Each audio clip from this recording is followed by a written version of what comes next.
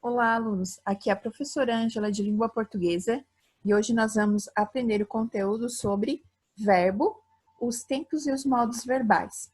Primeiramente, vamos relembrar as pessoas do discurso, que é a primeira pessoa é aquela que fala. Então, nós temos o eu, que é a primeira pessoa do singular, e o nós, que é a primeira pessoa do plural. A segunda pessoa é aquela para quem se fala, ou com quem nós falamos, né? Que é o tu ou você, que é a segunda pessoa do singular, e o vós ou vocês, que é a segunda pessoa do plural. E nós temos a terceira pessoa, que é aquela de quem se fala. É ele ou ela, a terceira pessoa do singular, e eles ou elas, a terceira pessoa do plural. O modo verbal, nós temos três modos. O modo indicativo, o modo subjuntivo e o modo imperativo. O modo indicativo é aquele que dá certeza. Por exemplo, eu sou aluno, nós estudamos, nós vamos à escola. É um modo da certeza, são os verbos conjugados de maneira a afirmar as coisas, a dar certeza. O subjuntivo é o verbo da dúvida, da hipótese, da possibilidade. Por exemplo, se estudar, vai tirar uma boa nota. Ó, se estudar, geralmente tem esse se ali para causar a impressão mesmo de dar a dúvida, a hipótese, né? Uma possibilidade. Ah, se chover amanhã, eu não vou brincar. Se tiver prova, vou estudar. Então, o subjuntivo são esses verbos que dão dúvida. O imperativo é aquele que dá ordem, um pedido ou um conselho. Por exemplo, estude e tire uma boa nota. Olha a maneira como é conjugada. É dando uma ordem mesmo, fazendo um pedido ou um conselho.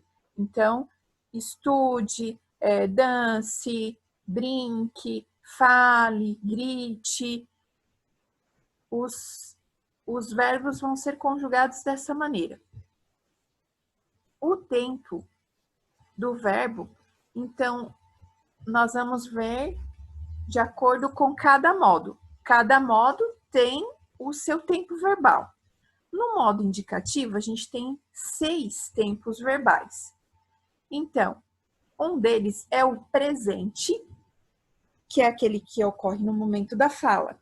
Por exemplo, eu estudo todos os dias, por isso preciso de um livro novo. Ó, estudo, aqui está em destaque em vermelho, e preciso são conjugados no tempo presente do modo indicativo, porque dá certeza. Nós temos o tempo pretérito perfeito, que é o ocorrido em um momento pontual, lá do passado. Eu estudei muito ontem, por isso precisei de um livro novo. Ó. Estudei e precisei. Os dois são passado, os dois estão no pretérito perfeito, porque é como se já tivessem acontecido e ponto final, né? O pretérito imperfeito também é um passado, só que ele é ocorrido por um certo período, é um passado contínuo. Por exemplo, eu estudava muito no ano passado, por isso precisava de um livro novo. Então, ó, estudava e precisava dá a impressão de que acontecia mais vezes lá no passado, né? Era um passado mais contínuo.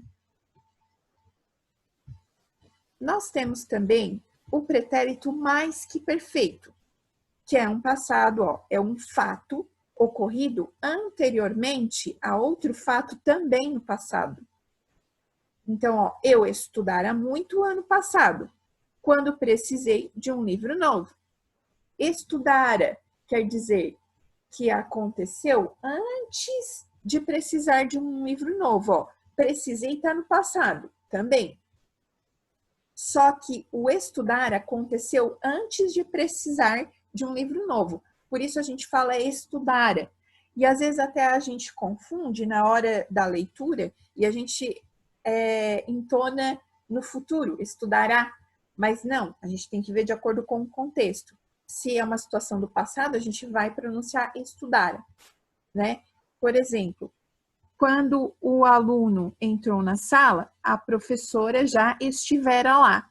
Estivera significa que a professora estava antes daquele aluno que entrou, né? O aluno entrou na sala, é um fato passado, mas a professora já estava lá. Então, a gente vai usar estivera lá. O futuro do presente é um futuro que ocorrerá próximo, né? E que dá certeza. Por exemplo, eu estudarei muito até o fim do ano, por isso precisarei de um livro novo. Então, estudarei e precisarei é um futuro que a gente está dando certeza que vai ocorrer. Já o futuro do pretérito, ele deve ocorrer ou ocorreria mediante uma condição. Então, para ele acontecer, é preciso que aconteça outra coisa, outra situação. Ó, se eu estudasse muito até o fim do ano, precisaria de um livro novo. Nesse caso, o precisaria é um futuro lá que pode ser que aconteça, ou se fosse no passado, né, poderia ter acontecido. E o estudasse, então, ele não, esse verbo, por que ele não está em vermelho? Porque ele não é do futuro do pretérito. Esse verbo, ele está conjugado no modo subjuntivo, que é aquele modo da dúvida, da incerteza. Ó, se eu estudasse, é uma possibilidade, é uma dúvida, não é uma certeza. Então, todos os verbos do futuro do pretérito, ele só vai ocorrer ou ocorreria mediante uma condição, mediante o acontecimento de outro fato. Então, vai ser precisaria, estudaria, falaria, conversaria. Agora, vamos ver os tempos verbais do modo subjuntivo. No modo indicativo, que é o modo da certeza, a gente teve 6 tempos verbais. No modo subjuntivo, a gente vai ter só 3, que é o presente, que ele costuma ser introduzido pela palavra que. Geralmente as frases vão ter ali um que antes da conjugação do verbo. Ó. Para que eu estude todos os dias, preciso de um livro novo. Notaram que tem aqui o que e o estude. Ó, para que eu estude é uma dúvida, é uma possibilidade, né? Eu preciso de um livro novo. Então, é a condição para que a pessoa estude. O pretérito imperfeito, ele costuma ser introduzido pela palavra ser. Ó, se eu estudasse todos os dias, precisaria de um livro novo. Notaram que é a mesma frase do futuro do pretérito do modo indicativo? Porque a gente tem 2 verbos aqui. Esse primeiro verbo, como eu comentei com vocês, ele está no modo subjuntivo. Porque, ó, se eu estudasse é uma possibilidade. E esse precisaria aqui, ele não está com a mesma cor aqui do modo subjuntivo, porque ele não é do modo subjuntivo, ele é do modo indicativo, ele é o futuro do pretérito. Então, sempre que a gente vai ter essa frase aqui, a gente vai ter 2 verbos, um do modo subjuntivo e um do futuro do pretérito do modo indicativo. E nós temos o futuro, que costuma ser introduzido pelas palavras o quando ou se. Então, a gente tem que prestar atenção ali quando é o presente, quando é o futuro, porque aqui também a gente pode usar o se. Aliás, quando é o pretérito imperfeito e quando é o futuro, porque nas duas costumam ter o se, né? Então, ó, quando eu estudar todos os dias, precisarei de um livro novo. Ó, tem o quando aqui para mostrar que é quando eu estudar, né? Uma possibilidade, quando eu estudar. E tem outro verbo aqui também que é precisarei, que é do modo indicativo também. Se eu colocasse aqui, se eu estudar, ó, também teríamos o se, seria o mesmo sentido. Só que o verbo aqui seria no infinitivo, né? Se eu estudar todos os dias, precisarei de um livro novo. Ou teríamos que mudar para precisaria de um livro novo. Vamos ver os tempos agora do modo imperativo, que são apenas 2. Temos o imperativo afirmativo, que é aquele que ordena, pede ou aconselha. Por exemplo, estude todos os dias, compre um livro novo. E temos o imperativo negativo, que é aquele que se usa na frente dos verbos as palavras como não, nunca, jamais, por exemplo. Não estude todos os dias ou nunca compre um livro novo. Então, aqui, na verdade, a gente tem apenas o imperativo afirmativo e o imperativo negativo.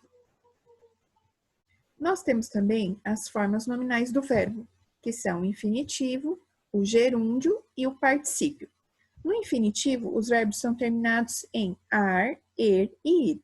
E eles vão seguir uma regrinha de conjugação. Conforme eles forem sendo flexionados em pessoa, em tempo, eles vão ter a mesma terminação verbal. Por exemplo, os verbos terminados em ar, de primeira conjugação, quando forem conjugados no tempo passado, no pretérito, por exemplo, pretérito perfeito, vão ter a mesma terminação. Amar, amei, cantar, cantei, falar, falei, todos eles terminando em ei. Os verbos de segunda conjugação, são os terminados em er, vão ter também a mesma terminação. Por exemplo, comer, comi, ler, li, escrever, escrevi, todos eles terminaram em i. E os verbos terminados em ir são os de terceira conjugação. Por exemplo, cair, cair, sair, sair. Todos eles vão ter a mesma terminação de verbo, por isso que eles seguem essa ordem, né? Ar, primeira conjugação, er, segunda e ir, terceira conjugação.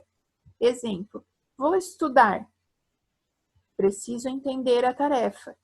Vou abrir o livro. Os verbos estão aqui destacados em rosa, né? E terminam em ar, er e ir. No gerúndio, os verbos são terminados em NDO e expressam uma ação que está acontecendo no momento da fala, como sendo o presente. Por exemplo, estou estudando muito. Estudando termina em NDO e é uma ação que está acontecendo no momento em que a pessoa está falando. Sigo entendendo a tarefa. Entendendo termina em NDO e é uma ação no presente. O particípio são os verbos terminados em ado ou ido e indicam uma ação acabada. Por exemplo, tenho estudado muito. Estudado termina em ado e já aconteceu, né? É uma ação acabada. Queria ter entendido a tarefa. Entendido termina em ido e também é uma ação já acabada. Temos também as locuções verbais. Locução verbal é quando nós temos dois verbos, um do lado do outro, para significar a mesma ação. Então, nós temos um verbo, o primeiro verbo é o auxiliar e o segundo é o verbo principal. O verbo auxiliar é o que vai ser flexionado nos tempos, né? Nos tempos verbais. Passado, presente, futuro, do modo indicativo e subjuntivo. E o verbo principal, ele não vai ser flexionado, ele vai ficar na forma nominal. Pode ser no infinitivo, no gerúndio ou no particípio. Por exemplo, eu fui estudar.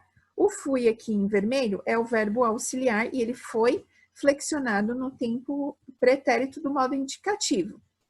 Estudar é o verbo principal e ele está na forma nominal de infinitivo, porque termina em ar. Eu estou estudando, o estou é o verbo auxiliar, está no presente, né, do modo indicativo, e estudando termina em NDO, está na forma nominal do gerúndio.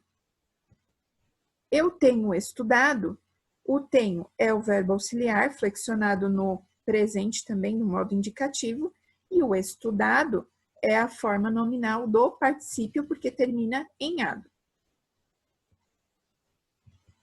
E era isso por hoje, pessoal. Espero que tenham entendido um pouquinho da matéria. Até breve!